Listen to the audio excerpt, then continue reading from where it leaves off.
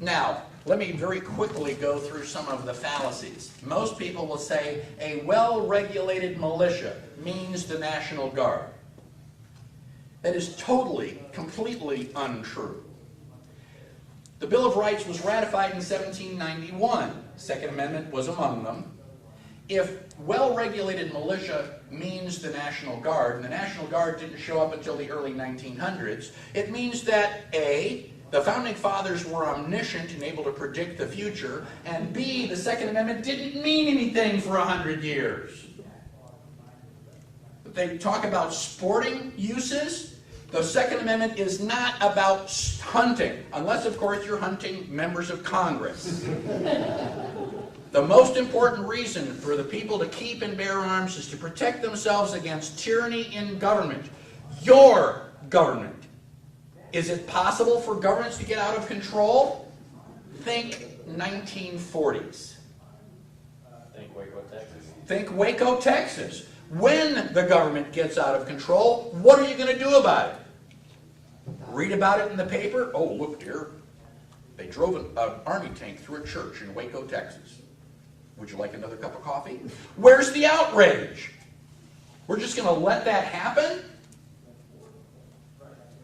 Let's do something even, more recent. We had a hurricane come into New Orleans. There are people on television throwing rocks through windows. They are looting. They are killing. They show videotape of police officers walking through Walmart with the grocery cart. And they're supposed to be maintaining law and order? And they are the ones doing the looting? If you're still in New Orleans when the hurricane comes, you're an idiot. I mean, you only had 7 days notice. But assuming that you are still in New Orleans, are we going to protect you? No, we're going to send in the National Guard, and we're going to go door to door doing house-to-house searches. And for all those elderly ladies that are trying to protect themselves against the murderers in the street, your government is going to take their guns away.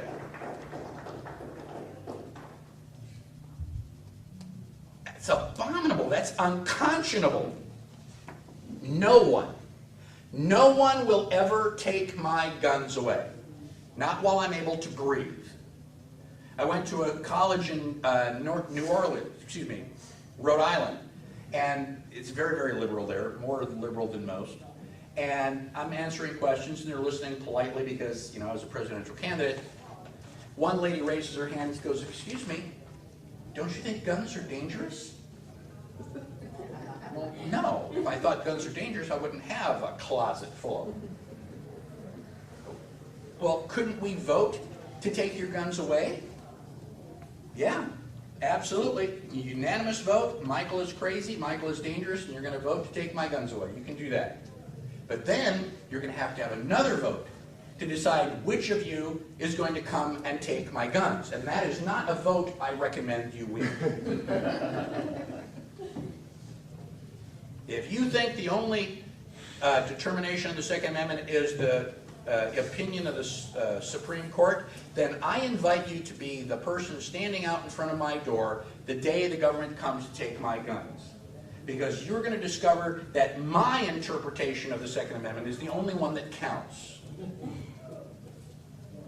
And we are getting to a point, ladies and gentlemen, in our society where the fabric of society is very, very fragile. If we have another terrorist event, we've already got the Patriot Act, we've already got the Military Commissions Act, we've already got the Real ID Act.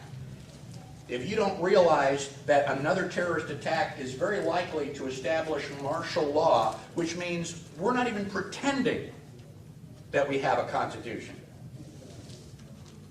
This country is going to be in civil war.